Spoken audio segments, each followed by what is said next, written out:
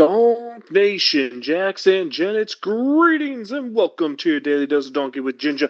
It's your boy, the Viking Donkey, bringing you some nonsensical Steelers talk. Although we're going to try to make this one short, sweet, and pretty sensical in all things considered. Talking about the draft, talking about undrafted free agents the Steelers brought in over the last week or so, depending on when you're listening to this, or maybe, if you're way in the future, looking back at the draft and our original thoughts here on the Daily Dose Show, right? So we're here, we're looking this draft class. When you look at players individually, and I'll break it down first as that, the picks seem pretty solid. It's a good haul of decent players, decent prospects, maybe above average value, but no like wow value in it. I loved Harmon falling to the Steelers. I thought he was the best interior defensive lineman, which fits the 3-4 outside guy. A lot of head scratching moves made afterwards. It's just all sorts of crazy stuff going on. A draft class that really seems like the Steelers are confused in what they're doing, and maybe that's something we can get when we get Gingy or Laskers back into talking about. But let's go ahead. Let's look at the draft class. Of course, Derek Harmon, the first pick, 21 overall, defensive tackle from Oregon. Guy had great pressure rates, good at stopping the run.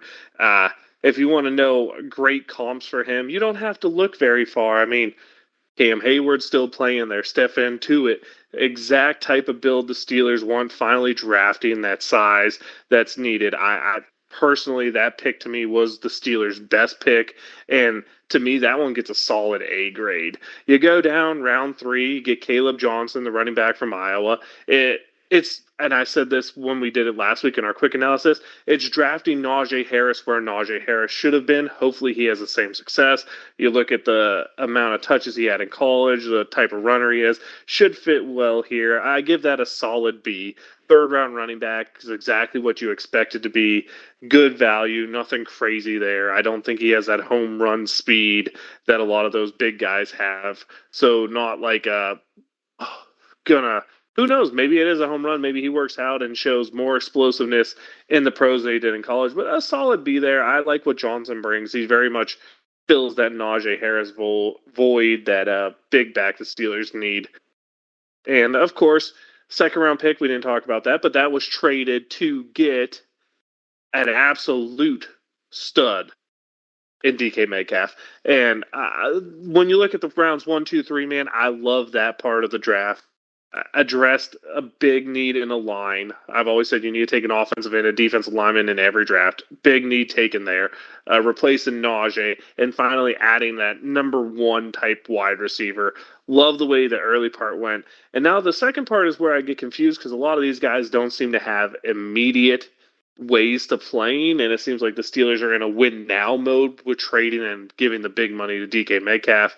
I mean, fourth round, you go edge rusher, Jack Sawyer, probably right about where he should have been taken, kid from Ohio State. Pretty good career, but don't also forget he played along a lot of other great players there.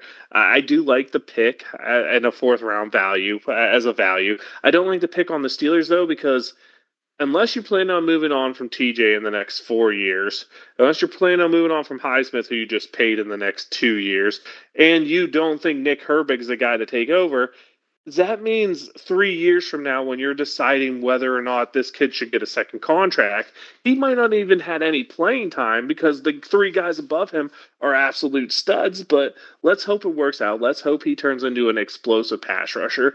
The value wise, like I said, here's fine. It's just fit wise, I don't think it makes sense. And I've always believed the first 3 rounds, you should focus on those best players who can become the core people. Rounds 4 and later, you try to pick, because normally you get, as I like to break it down, the one skill guys. Either they were really good athletes or had really good tape, or was kind of a blend in between. So I don't know. And when you get to those guys, I prefer to take a chance on a position that he can help the team at if he makes the team. And I just don't know where this really pushes the needle. Hopefully I'm wrong, and hopefully Sawyer works out. Same with anybody we're going to talk about here. Wyatt Black is the nose tackle from Iowa. Big guy. The Steelers said they envision him more as an end, but it really seems like they envision him more as a nose tackle because after drafting him, Montravis Adams gets cut. This draft really feels like the Steelers are trying to rebuild a lot of the parts of the team, but the rest of the offseason feels like they've been going all in. That's where my confusion is. Another guy, I don't mind the value here. It's probably right where he fits in. A bigger guy, not explosive tape, not a bad player. Very a la Logan Lee getting drafted as an end last year type of guy. If you want to go back and listen to my analysis there, very similar type of guy. Clearly looks like the Steelers are trying to enforce the trench here to get a little run stopping as they bring in bigger guys, Harmon, proper size guy. In Harmon, I mean, and a bigger guy like Black here. Good college career. I don't mind the prospect at all. I didn't see how he was going to upgrade the team, though, because this is where my confusion is. I don't think he comes in first year and is better than what Montravis Adams was. We can hope he is, but I don't really see that. And then you let Montravis Adams go, so it really feels like you're building for the future while tearing down the present a little bit, which I'm totally for. I said we need to do before, but it doesn't seem like that's what the Steelers are committed to when they're still trying to woo Aaron Rodgers and making all these moves that seemed like a very win now type of thing outside of the draft, which seemed a lot future focused, although I guess you could argue the third round being the running back pick is a very now focus, but nah, that's when I said you take running backs. Always take a running back somewhere between 3 and 5. So no complaints there. Then we get to the 6th round pick, Will Howard, quarterback out of Ohio State. Again, not a pick I mind. He's a one-trait quarterback, just like I only had 2 quarterbacks that I rated as not one-trait quarterbacks, and those were Cam Ward, who won in the first round, and Jalen Milroe. All the other guys, I really see them as one-trait quarterbacks, and of course, we always break it down to the three-trait system: arm strength, accuracy, athleticism, and with accuracy, anticipation is a part of that. Will Howard's plus trait is, of course, his athleticism, arm strength, NFL caliber, of course, so he's not a minus there. He's a neutral. And accuracy, again, a neutral. I mean, his accuracy was fine in Ohio State. My biggest thing is a lot of times it looked like the only thing holding Ohio State's offense with all of those superstar weapons back a little bit was Will Howard. But this is a guy you take. You'd put him on a developmental path, much like the Steelers used to do with earlier picks in the draft, guys like Mason Rudolph, Josh Dobbs, and the likes. So Landry Jones, those type of examples.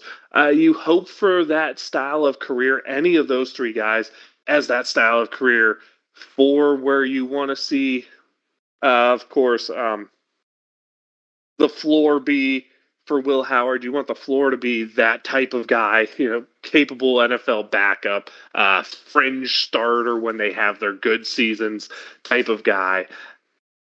Worst comes to worst, he's a person who doesn't make it out of the first year, but 6th round quarterback, national championship winner.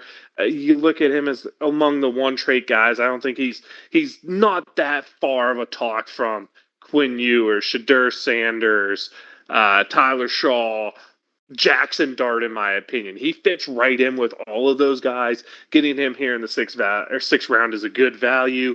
One-trait guys, to me, are the guys that need to get put in a system that fits, works for them. There's great examples all throughout. You can think of a guy like Brock Purdy, any of those type of guys who only seem to have one trait that's above NFL average and can make it work. Will Howard does have one of those traits, in my opinion. Hopefully the Steelers can find a way to maximize what is good out of him. It's not like we haven't seen Arthur Smith have success with this type of a quarterback before. Think a guy like Ryan Tannehill is a guy who definitely has the one trait system and has made it work before in this type of scenario with Arthur Smith. So who knows? And maybe he'll be coming into town if the Steelers can't seem to woo Aaron Rodgers. Let's go. The next couple picks You have Carson Bruner, linebacker from Washington. Of course, I believe Steeler scout now, Mark Bruner, former Steeler tight end, of course, gets his son drafted here. A kid who is a special teamers in college more so than really a whole heck of a lot of player out there. And, what are you going to do? It's seventh round. Not a whole lot of hurt there to take a kid who maybe can become a special teams ace. Who that's what we can hope for. That's what I'm looking for. Maybe provide a little bit of depth. This is a Mark Robinson. You better look over your shoulder type of draft pick. And the final guy is Dante Kent out of Central Michigan. Um, Not a whole lot to say about him. A little undersized, 5'10", 190. Not the best athleticism out there, but there's something they like in him. Late round flyer. No real hate on the pick because, seventh round picks are what seventh round picks are. Guy out of Central Michigan. Eh, like I said, but not much to hate here. We'll see a little more. Watching his tape, he was okay. Nothing crazy stands off. So hope for something good there. But worst comes to worst, yeah, you lost a seventh round pick type of deal. We get next. That's the whole draft class. Like I said, a lot of guys in positions that were deep positions already, or we cut a veteran who, at least at present day, seems better, and then you cut him for no reason. It makes a little confusion here on what the Steelers' goal is, whether they're rebuilding or whether they're going all in. But all in all, I give, like I said, no individual pick was terrible value. No individual pick was great value. Harmon falling back, but he was still, you know, probably a top 15 talent. But getting that at 21 is not that big of a stretch. So really, no huge value picks, no bad value picks. That puts the draft a solid B. But due to the fact that it just didn't seem to really make sense, the players they took, especially in the later rounds, in really deep positions when you could have gotten good value. I mean, a draft that's deep in offensive tackle, you don't sign, you don't draft an offensive tackle, you don't draft an offensive lineman. I just don't like that. I have to give this draft a B minus. I'm just not a fan of the overall direction of it. I think every one of these players in the first four rounds could contribute, could be a good player. And of course, I had to trade a DK Metcalf in here, but due to the fact you had to give him a high value, that just grades out as average. But still, average in the second round is good. So no complaints there. Just, I think this draft was good. I think the players taken were good. I just little confused on the direction here and where some of the players are going to get playing time. That's my biggest knock on this draft. So I have to give it a B minus just because while the players were good, a lot of times the fit just felt weird. Like they're going to be buried on the depth chart before they even see action type of thing. And not a huge fan of that. Now let's get into the undrafted free agents that the Steelers brought in. Everyone seems to love Sebastian Castro, the safety out of Iowa. I mean, you put on the tape, the kid seems to know what he's doing, but if you put on the tape, you also see his athleticism is a liability. And if when it's a liability in college, that only gets exploited more in the NFL. Let's hope this kid's instincts can make up for it and he can turn into something like a lot of people seem to love and want him to be. So here's to hoping that that works out. We also brought in J.J. Galbraith from South Dakota. He's a tight end. Not a whole heck of a lot to see there. Ben Saul's the kicker from Pitt. A dude who knows how to kick in Heinz Field. Not Heinz Field, Acrisure Stadium. Sorry there.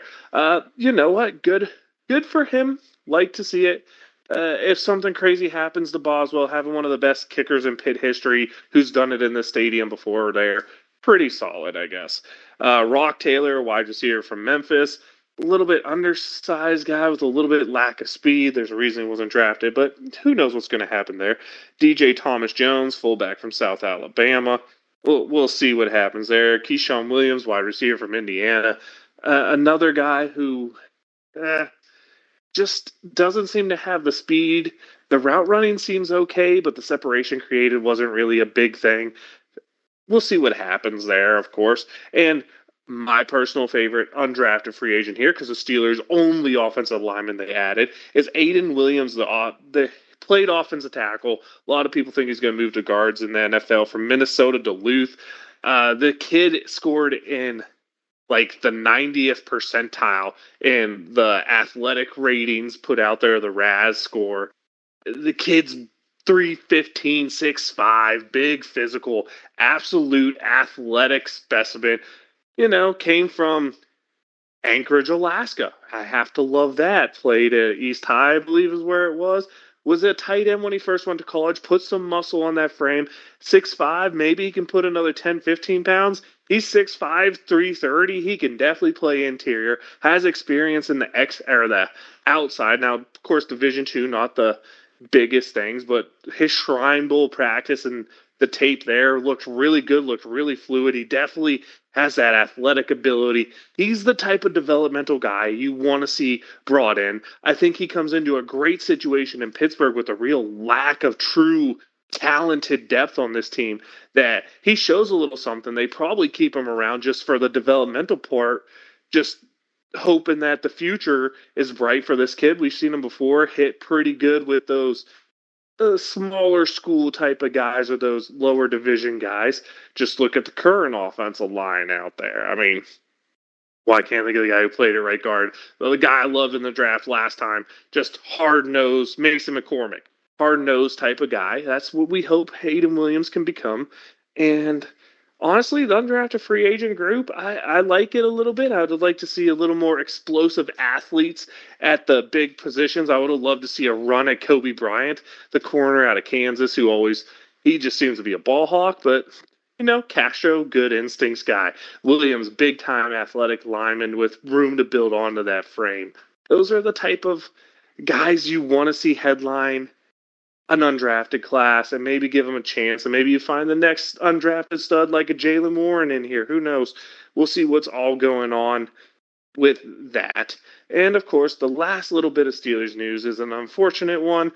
We hate to see a career end due to injury, but Ryan Watts, I believe, the DB from Texas we drafted in the 6th or 7th round last year, the Steelers are releasing him due to a neck injury, and they weren't comfortable with him coming back to play anymore. So, released due to an injury, got it at the very end of preseason. They kept him on the reserved list, made him on the roster so he could go on IR to try to redshirt him and keep him around. Unfortunate to hear that news. Wish that young man, nothing but the best in his future endeavors going on forward. That's all we have for today. When Gingy comes back, we'll talk about the shape of this offseason, and maybe we'll finally know if Aaron Rodgers is or isn't becoming a Pittsburgh Steeler, because at this point it's just kind of, it's getting way out there. At least we now have 3 quarterbacks on the roster, so we can field the normal 3 spots teams tend to do. Probably some more movement going on, some more off-season movement. Who knows what's on with the George Pickens thing? He was going to request a trade. He wasn't going to request a trade. All sorts of craziness going on there. There's fun stuff to keep us going in the nonsensical area.